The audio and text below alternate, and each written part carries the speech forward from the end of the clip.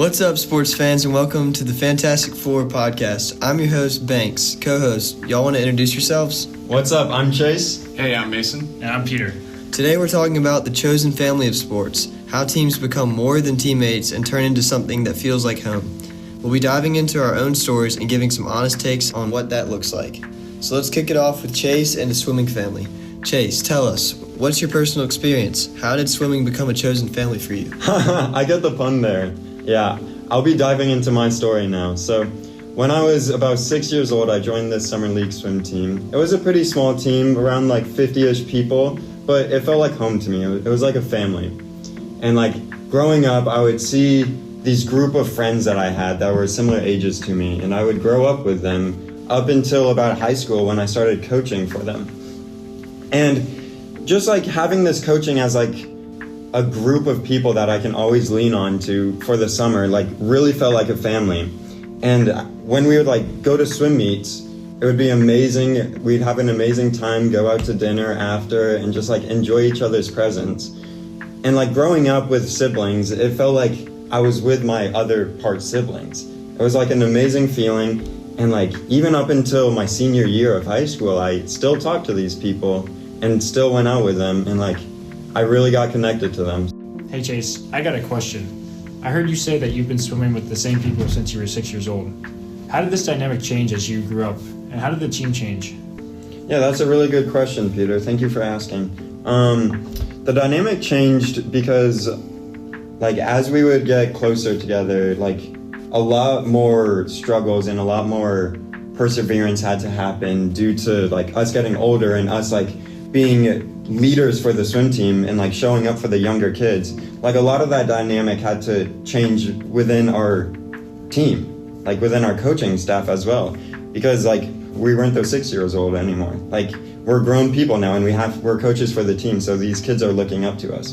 And through that, the kids would look up to us even more because we would build a strong relationship with each other, and they're like, oh, I want to be a coach when I grow up. So Chase, it really sounds like you stepped into a parent role there. Yeah, it's kind of funny. It's like I started off as a child and then grew up to become an adult and a family member. Thanks for sharing that, Chase. I feel like that's a core part of sports families, starting out kind of unknowing and growing and developing your skills and eventually being the parent role. Does anyone else have any similar parent role experiences? Yeah, I think I got one actually. All right, go for it, Peter. For me, my parent experience on sports teams started when I wrote workouts for the rest of my cross-country team. This really reminded me of how my parents would make my schedule as a kid. But during cross-country, I was the one making workouts. Wow, I bet making schedules for that many kids was a lot. What were some struggles that came with that? Yeah, there were definitely some struggles that came with it. There were times when people wouldn't follow the workouts, and other times people would just complain about the work they had to do. It definitely created a lot of difficulties sometimes. So Peter, how did y'all overcome those difficulties? Yeah, during those times of struggles, it was really easy to get impatient and want to lash out against the other family members. But as a family, we had to remember that we're all in this together, and we had to support each other through that. Yeah, Peter, I 100% agree with that. A lot of times there's struggles with family relationships. And to build on that, the struggles in family relationships are oftentimes what makes our bond stronger. And this is so clear in sports. I've always been pretty bad at sports, and I could oftentimes catch some flack for that.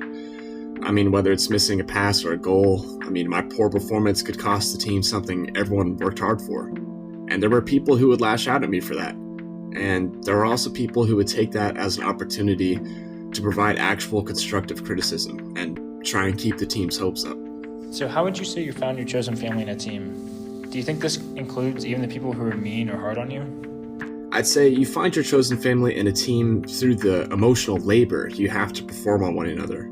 There's a lot of emotion in sports and a lot of ego tied into you and your team, especially as a kid when sports seem so important. So you really have to rely on your team to support and motivate you, and you have to do the same.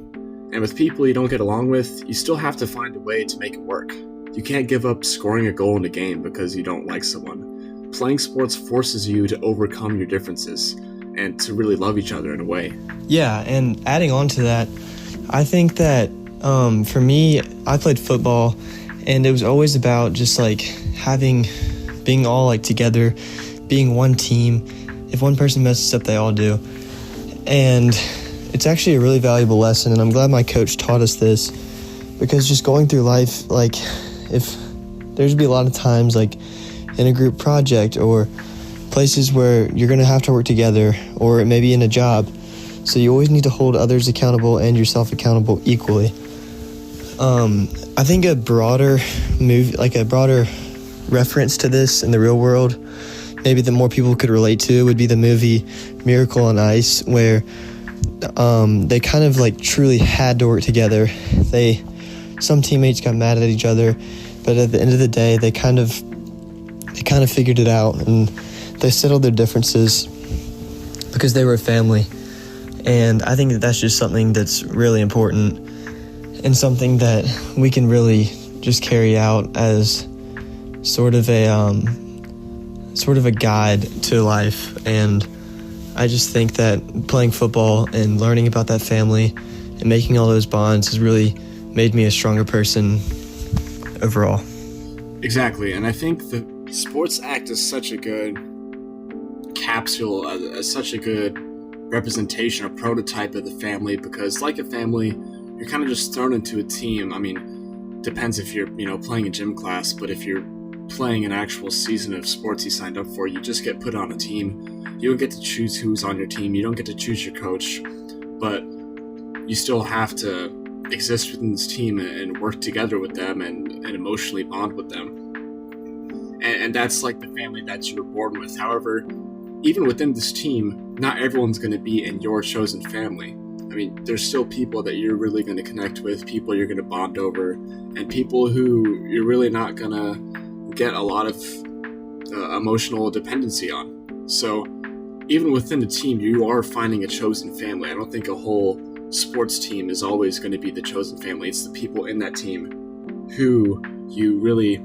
push each other, who you really emotionally uplift each other, and that's what makes a chosen family. And that's why it's such a good representation of what a real chosen family is. And honestly, I think it's probably most people's first real understanding of a chosen family. I mean, I think that's something we all understand implicitly, but we might not actually have the words for it. We might not understand that there is a family we choose and a family that we have just been given. So it sounds like we've heard some different views on how sports teams can be chosen families. From growing up to parenting to working through struggles as a team, sports can become a chosen family for individuals seeking familiar bonds. From the experiences we've heard from, it's clear there will be struggles at times, but the team is able to work through them together, as a good family should. All right, sports fans, I think that will wrap up our podcast episode for today. I hope you all enjoyed getting to hear some insight on the Fantastic Four's experiences on sports teams and how they function as strong, supportive families. We encourage you all, if you aren't already, to look into joining a sports team that interests you and see how well they can help you in life, whether it's new friends, memories, connections, or good times. Until next time.